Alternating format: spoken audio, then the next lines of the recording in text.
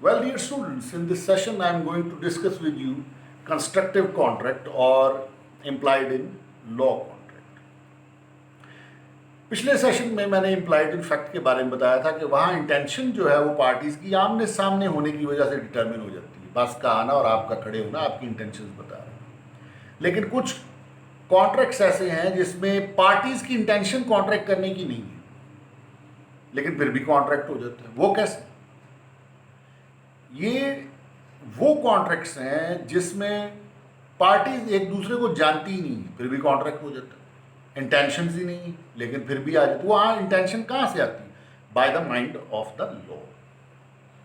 Law का भी तो माइंड है ना, तो वहाँ पर bye the mind of the law intention जो है वो इन्वोक हो जाती है। फॉर एग्जाम्पल, आप कहीं से जा रहे हैं और आपको कहीं सोने की एक बाली मिल जाती है और आप देखते हैं, उसको उठा लेते हैं, जेब में डाल देते हैं, तो क्या आपकी होगी? क्या आपका कॉन्ट्रैक्ट नहीं हुआ जिसकी वो चीज़ गुम हुई है? आप कहेंगे नहीं, ये तो चीज़ गुमी हुई थी, ये मुझे मिली, ये मेरी है। बस जो भी गुमी हुई चीज़ मिलती है वो जिसको मिले उसकी होती। भी ऐसी बात नहीं है। आपकी कोई चीज़ गुम जाए और कोई ले जाए और बाद में कहे मेरी, आपको कैसा लगेगा? आपको बिल हरगिज़ अच्छा नहीं लगेगा। जब आपको ये बात हरगिज़ अच्छा नहीं लग रही, तो अगर आपके पास किसी की चीज़ आ गई है, आप रख लें, तो आपको ये अच्छा क्यों लग रहा है? जो तुम अपने लिए पसंद नहीं करते वो दूसरे के लिए पसंद मत करो।